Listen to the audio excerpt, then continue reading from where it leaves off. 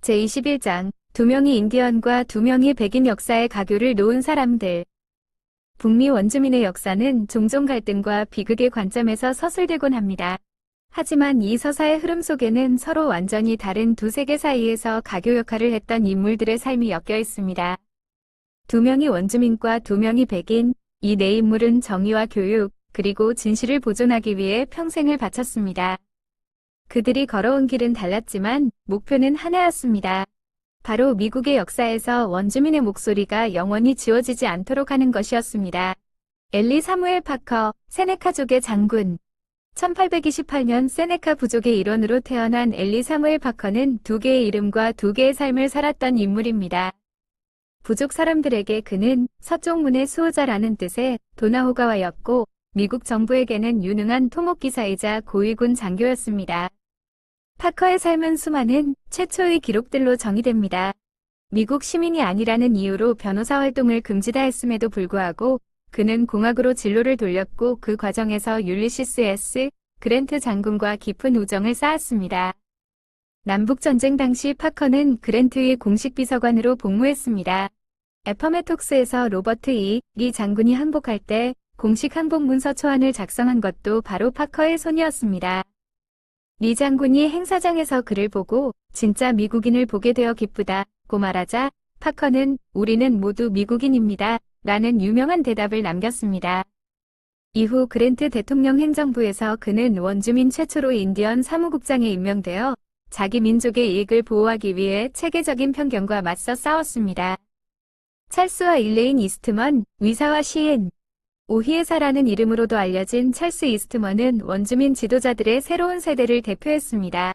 그는 보스턴 대학교 의과대학을 졸업하며 원주민 최초의 공인의사가 되었습니다. 그의 경력은 고난 속에서 단련되었습니다. 그는 끔찍한 운디드니 학살, 당시 파이니지에서 정부 소속 의사로 근무하며 부상당한 생존자들을 직접 치료했습니다. 그의 아내 일레인 구딜 이스트먼은 원주민의 복지를 위해 헌신한 유능한 백인 시인이자 교육자였습니다. 두 사람은 문학적 동반자가 되었습니다. 일레인의 권유로 찰스는 고전적인 명작인 인디언의 어린 시절, 인디언 보이후드를 포함해 다코타 문화와 역사에 관한 11권의 책을 집필했습니다.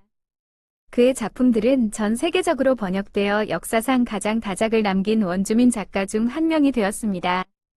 미국 인디언 협회의 창립 멤버로서 찰스는 전국을 돌며 강연을 펼쳤고 오랫동안 원주민을 단지 사라져가는 유물로만 여겼던 대중들에게 원주민의 삶을 인간적인 시선으로 바라보게 했습니다.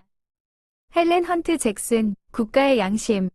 매사추세츠 출신의 성공한 시인이었던 헬렌 헌트 잭슨은 단 한 번의 강연으로 삶이 뒤바뀌었습니다.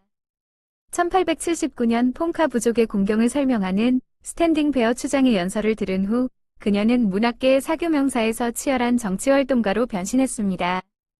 그녀는 수년간 정부의 부패와 조약 위반 사례를 조사했고 마침내 1881년 치욕의 한 세기 A Century of Dishonor,를 출간했습니다. 그녀는 근본적인 개혁을 요구하며 모든 국회의원에게 이 책을 한 권씩 보냈습니다. 더 넓은 대중의 마음을 움직이기 위해 잭슨은 소설 라모나를 썼습니다. 엉클 톰스 케빈, 이 노예제 폐지 운동에 기여했듯이 라모나는 낭만적인 서사를 통해 캘리포니아 원주민들이 겪은 체계적인 학대를 폭로했습니다. 이 책은 300시를 찍을 정도로 엄청난 성공을 거두었습니다. 1885년 임종을 앞둔 순간에도 그녀의 마지막 행동은 그로버 클리블랜드 대통령에게 원주민에게 가해진 잘못을 바로잡아달라고 촉구하는 편지를 쓰는 것이었습니다. 그녀는 목소리 없는 이들의 목소리가 되는 것이 자신의 운명이라고 믿으며 세상을 떠났습니다. 진실에 불멸하는 유산. 이들 네 인물은 각기 거대한 개인적, 직업적 도전에 직면했습니다.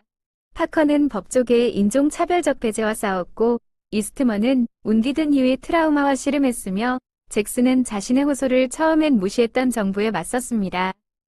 그러나 이들이 남긴 유산은 현대 원주민 권리 운동의 토대가 되었습니다. 이들은 교육과 문학이 칼보다 더 강력할 수 있음을 증명했습니다. 역사를 기록하고 병자를 치료하며 국가의 법에 도전함으로써 그들은 치욕의 한 세기가 결국 자결권의 시대로 나아갈 수 있도록 길을 열었습니다. 그들은 단순히 역사적 인물 이상이었습니다. 그들은 원주민의 과거와 주권적인 미래를 잇는 다리의 필수적인 설계자들이었습니다.